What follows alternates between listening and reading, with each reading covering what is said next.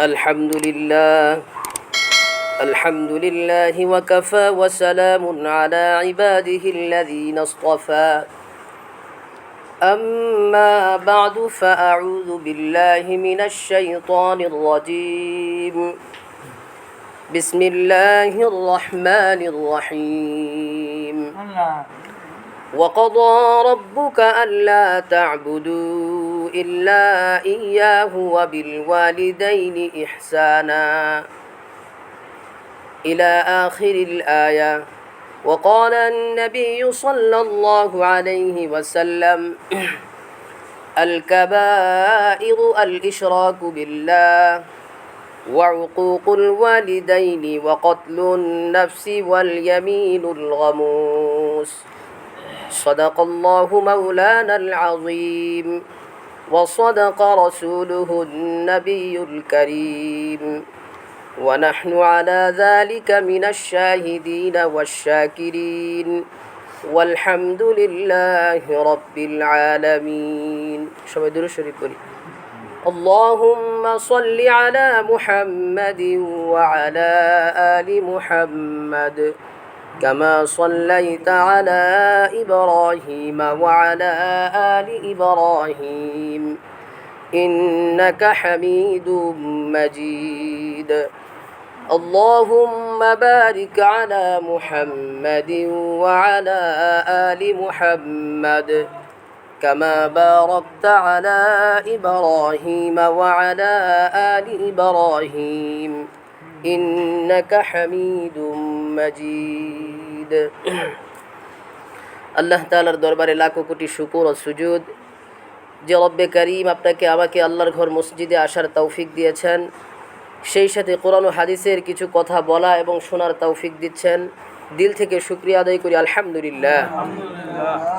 মুহতারাম হাজিরিন, আমরা কয়েক জুমা ধরে একই আয়াতের তরজমা এবং তাফসির বা আলোচনা করতেছি। আল্লাহ তাআলা উক্ত আয়াতে বলতেছেন ওয়াকাদা রাব্বুকা আল্লা তা'বুদু ইল্লা ইয়্যা, যে আমি আল্লাহর দুইটা ফায়সালা তোমাদের জন্য, সেটা হলো তোমরা ইবাদত একমাত্র আমি আল্লাহরই করবে। ওয়াবিল ওয়ালিদাইনি ইহসানা, দুই নম্বর ফায়সালা হলো মা বাবার সাথে সৎ ব্যবহার করতে হবে। তো কিভাবে আমরা সৎ ব্যবহার করব, এই আলোচনাগুলো আমরা করতেছি এবং মা বাবার খেদমত করে সৎ ব্যবহার করে ভালো আচরণ করে মা বাবার সাথে আল্লাহ তাআলা যাদের সম্মান মর্যাদা বৃদ্ধি করে দিয়েছেন তাদের ব্যাপারেও আমরা আলোচনা করতেছি। গত জুমায় আমরা ওয়াইসুল করণীর কথা বলেছিলাম যে ওয়াইসুল করণী সাহাবী না, কিন্তু তারপরেও আল্লাহ তাআলা এই মা বাবার খেদমতের কারণে ওয়াইসুল করণীর মর্যাদাকে আল্লাহ বৃদ্ধি করে দিয়েছেন। কেমন বৃদ্ধি করছে? আল্লাহর রাসূল সাল্লাল্লাহু আলাইহি ওয়াসাল্লাম মৃত্যুর পূর্বে হযরতে আলী এবং হযরতে উমর রাদিয়াল্লাহু তাআলা আনহুকে ডাকলেন।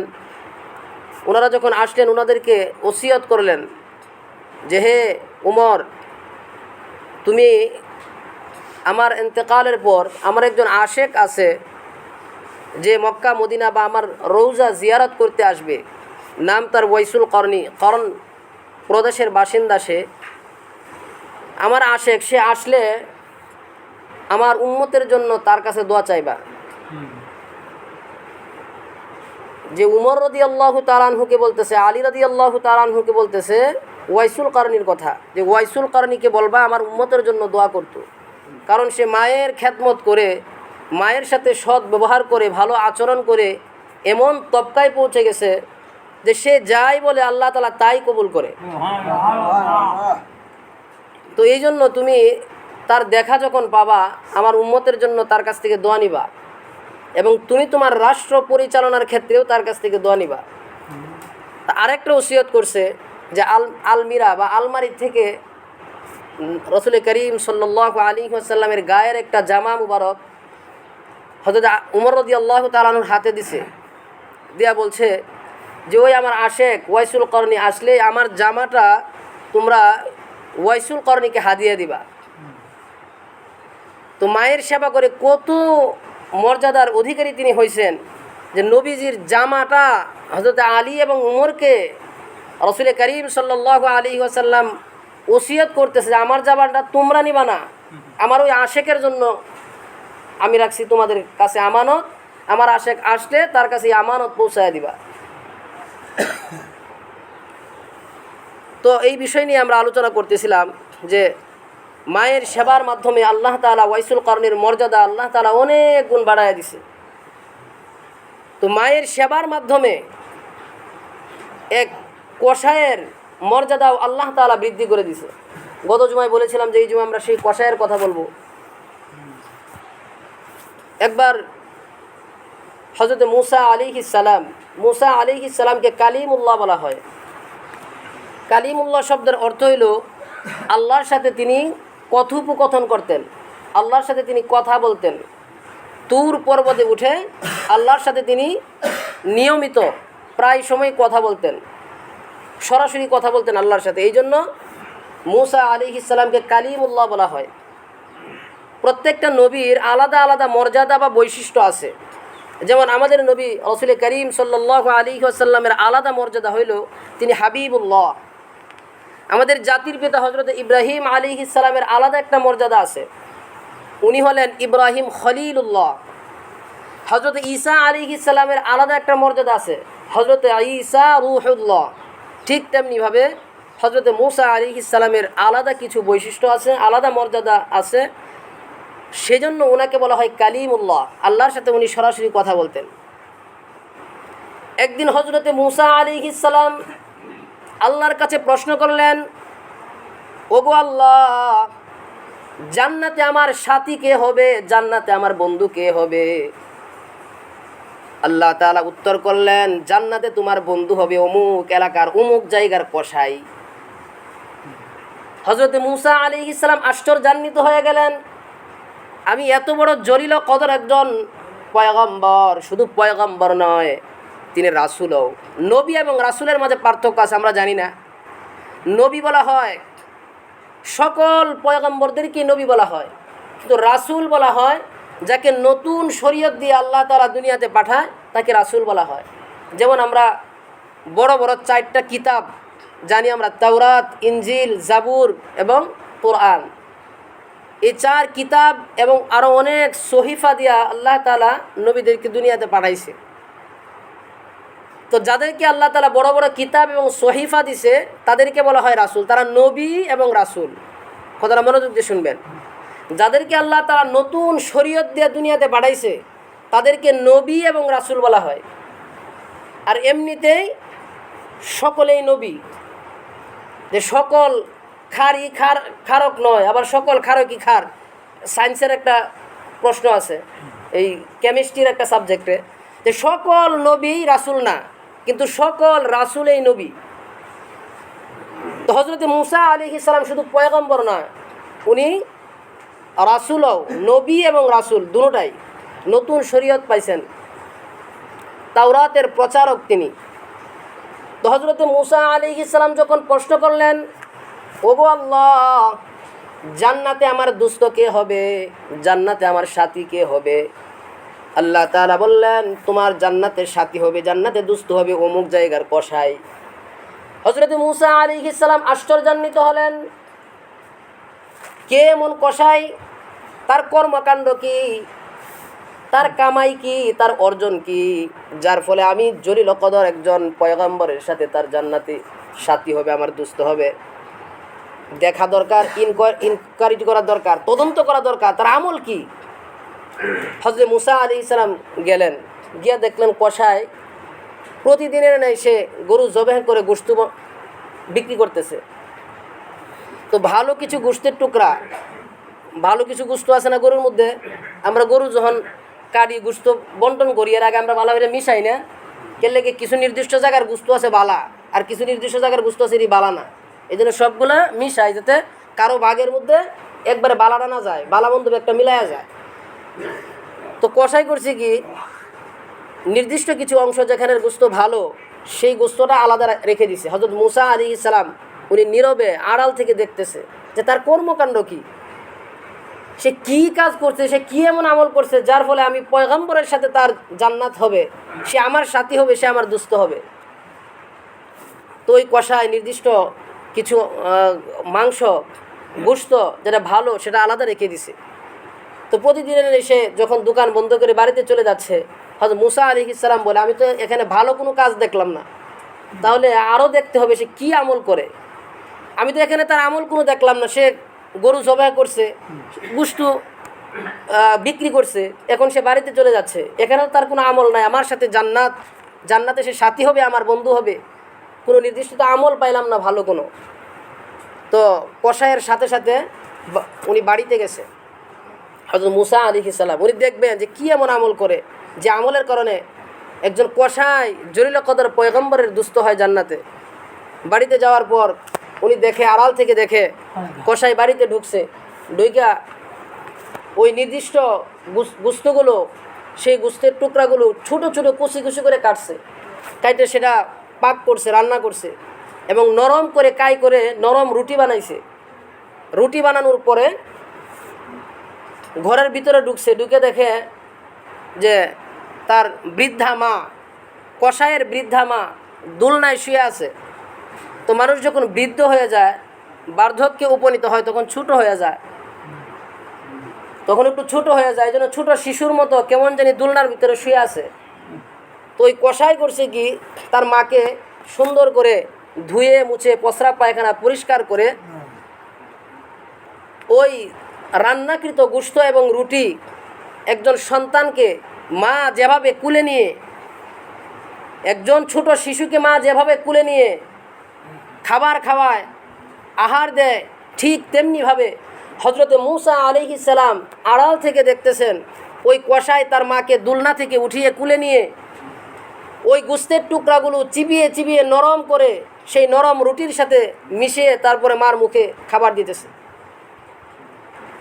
তো যথা নিয়মে তিনি খাবার পুরাটা খাওয়াইছে, খাওয়ায় আবার সেই দোলনার মধ্যে শোয়াই দিছে। হযরত মুসা আলাইহিস সালাম এই কাজগুলো লক্ষ্য করতেছেন। তো এখানেই শেষ নয়, হযরত মুসা আলাইহিস সালাম লক্ষ্য করতেছেন ওই কসাই মাকে আহার করিয়ে যখন দোলনায় শোয়া দিছে, ওই মা দুই হাত উপরে উঠায় কসাইয়ের জন্য দোয়া করতেছে, ওগো আল্লাহ, আমার কোনো সম্বল নাই, আমি আমার সন্তানকে দিব, আমার সন্তানকে উপকার করব, আমি সম্বলহীন, আমি এখন তাকে কিছু উপহার উপঢৌকন দিতে পারতেছি না, কিন্তু আল্লাহ আমি দুই হাত তুলে তোমার কাছে দোয়া করতেছি, আমার এই কসাই সন্তানকে তুমি জামানার পয়গম্বর হজরতে মুসার সাথে তুমি জান্নাতে দুস্থ বানায় দিও। জামানার পয়গম্বর হজরতে মুসার সাথে আমার এই কসাই সন্তানকে দুস্থ বানায় দিও। হজরতে মুসা আলাইহিস সালাম বলতেছে, আরে বুঝে গেছি কসাই, তুই কিভাবে আমার সাথে জান্নাতে দুস্থ হয়ে গেছস, আমি তো বুঝে ফেলছি, তো এত বড় কোনো আমল নাই, তুই তো তাহাজ্জুদ গুজারাও না, এত কোনো বড় কোনো আমল তুই করস নাই, কিন্তু তুই যে আমল করছস আল্লাহ তাআলার ইবাদতের পরপরই আল্লাহ তাআলা কোরআনে বিভিন্ন জায়গায় বলছেন, তোমরা ইবাদত করো আমার পাশাপাশি দুনিয়ার জিন্দেগিতে তোমাদেরকে পাঠানোর জন্য আরেকটা মাধ্যম বানাইছি, মা বাবা, তারাও স্রষ্টার ভূমিকা পালন করছে, তাদেরও ইবাদত করো। তাদের তো আর ইবাদত হয় না, তাদের সেবা যত্ন করো, তাদের সাথে সৎ ব্যবহার করো, ভালো আচরণ করো। হজরতে মুসা আলাইহিস সালাম বুঝে ফেলছেন কসাইয়ের কামাই তো এটাই, মার সেবা করছে, মার যত্ন করছে, মার খেদমত করছে, যার ফলে মার দোয়া আল্লাহ তাআলা সরাসরি কবুল করছে। হজরতে রসুল করিম সাল্লাল্লাহু আলাইহি ওয়াসাল্লাম মসজিদে নববীতে খুতবার পূর্বে প্রথম মিম্বরে উঠলেন, উঠে বলতেছেন আমিন। সাহাবায়ে কেরাম আশ্চর্যান্বিত হয়ে গেলেন, রসুল করিম সাল্লাল্লাহু আলাইহি ওয়াসাল্লাম কোনো জুমায় তো মিম্বরে উঠে আমিন বলেন না, দ্বিতীয় মিম্বরে উঠলেন আবার বললেন আমিন, তৃতীয় মিম্বরে উঠে আবার বললেন আমিন। তখন সাহাবায়ে কেরাম জিজ্ঞাসা করলেন, ইয়া রাসূলুল্লাহ, ইতিপূর্বে আপনি কোনো জুমায় মিম্বরে উঠার পরে আমিন বলেন নাই, আজকে তিনবার আমিন বললেন, রহস্য কি? আল্লাহর হাবিব বললেন, শোনো সাহাবেরা, হজরতে জিবরাইল আলাইহিস সালাম ইতিমধ্যে আসলেন আমার কাছে, এসে তিনটি সংবাদ পৌঁছাইলেন। এক নম্বর বললেন, যে ব্যক্তি হায়াতে জিন্দিগিতে রমজান পাইছে কিন্তু রমজান এত বরকতময় মুবারকপূর্ণ রমজান, রোজার মাস পায়াও যে ব্যক্তি গুনাহ মাফ করাইতে পারলো না, ওই ব্যক্তি উপর আল্লাহ তাআলার লানত। আমি মুহাম্মাদুর রাসূলুল্লাহ সাল্লাল্লাহু আলাইহি ওয়াসাল্লাম জিবরাইল আলাইহিস সালামের এই বদদুয়ার সাথে সাথে আমি আমিন বললাম। দ্বিতীয় মিম্বরে উঠে আমিন বললাম, কারণ হইল হযরতে জিবরাইল আলাইহিস সালাম আমার কানে কানে বলতেছে, ইয়া রাসূলুল্লাহ, আপনার নাম শোনার পরে যারা দুরূদ পড়ে না, ওই ব্যক্তির উপর আল্লাহ তাআলার লানত। আমি মুহাম্মাদুর রাসূলুল্লাহ সাল্লাল্লাহু আলাইহি ওয়াসাল্লাম বললাম আমিন। তৃতীয় মিম্বরে যখন উঠলাম তখন হযরতে জিবরাইল আমার কানে কানে বললেন, যে ব্যক্তির জীবদ্দশায় মা বাবা অথবা দুইজনের কোনো একজনকে পাইল কিন্তু সে জান্নাত অর্জন করতে পারলো না, জান্নাত কামাই করতে পারলো না, ওই ব্যক্তির উপর আল্লাহ তাআলার লানত। আমি মুহাম্মাদুর রাসূলুল্লাহ সাল্লাল্লাহু আলাইহি ওয়াসাল্লাম বললাম আমিন। তো এই জন্য মা বাবাকে আমরা যারা পেয়েছি তাদের কাছ থেকে জান্নাত অর্জন করে নিতে হবে। রাসূল কারীম সাল্লাল্লাহু আলাইহি ওয়াসাল্লাম হাদিসে বলেন, হুমা জান্নাতুকা ওয়া নারুকা, এই মা বাবা তোমার হইল জান্নাত আর এই মা বাবা তোমার হইল জাহান্নাম। অন্য হাদিসে বলেন, রিদুর রাব্বি ফি রিদুল ওয়ালিদাইন ওয়া সাখাতুর রাব্বি ফি সাখাতুল ওয়ালিদাইন। আল্লাহর হাবিব বলেন, মা বাবার সন্তুষ্টির মধ্যে আল্লাহ তাআলার সন্তুষ্টি নিহিত, মা বাবার অসন্তুষ্টির মধ্যেও আল্লাহ তাআলার অসন্তুষ্টি নিহিত।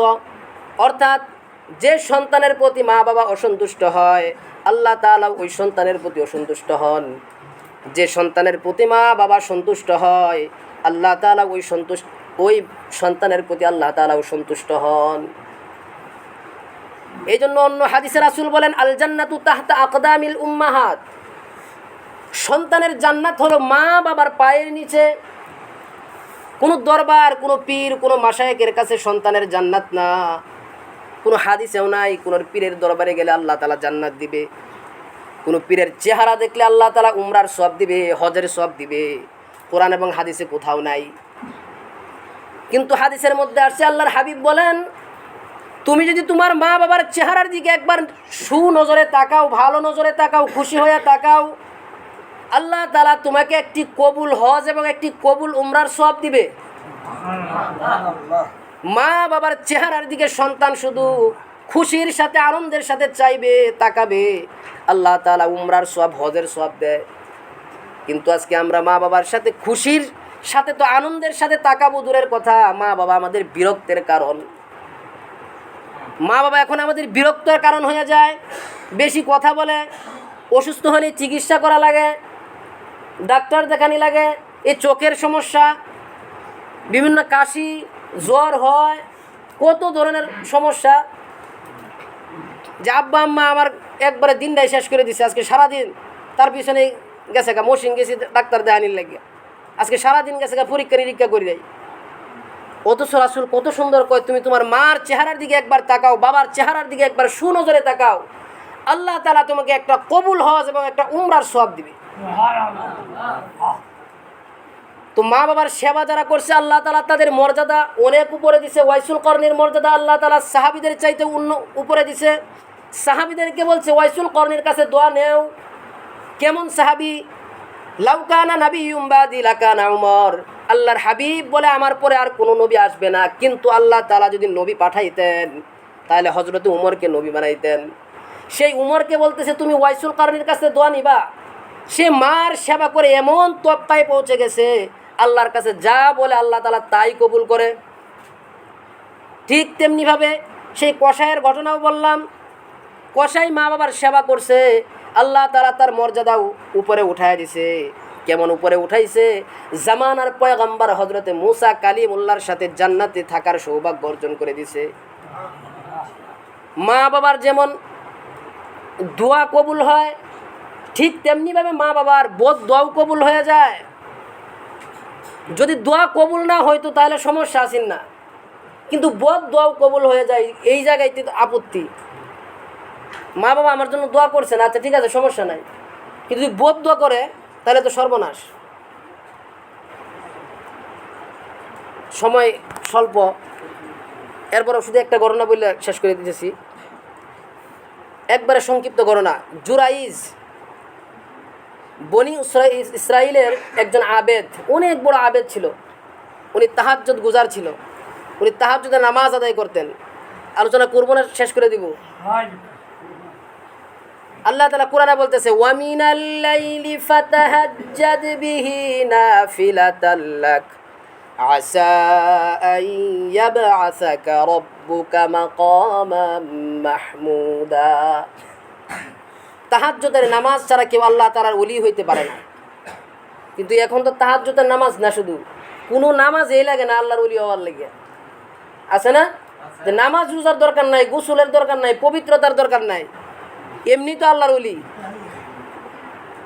তা আলোচনা দীর্ঘ হবে, আমি শুধু ঘটনাটা বলে শেষ করে দিয়েছি। ইনশাল্লাহ অন্য জমায় যদি আল্লাহ সময় দেয় আলোচনা করব।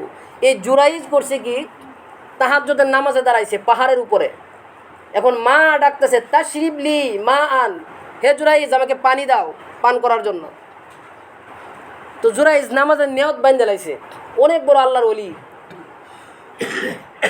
তো নিয়ত বান্ধার পরে এখন ভাবতেছে, আমি কি নিয়ত ছেড়ে দিব, ছেড়ে দিয়ে মাকে পানি দিব, নাকি নামাজটা শেষ করব? আচ্ছা আমি নামাজটা শেষ করে তারপরে মাকে পানি দিব। এইভাবে তাশরিবলি মা আন 3 বার মা ডাকছে। ডাকার পরে মা বিরক্ত হয়ে গেছে, কারণ মা তো জানে না সে যে তাহাজ্জুদের নামাজে দাঁড়াইছে, সে তো কথাও বলে না, সারাও দেয় না।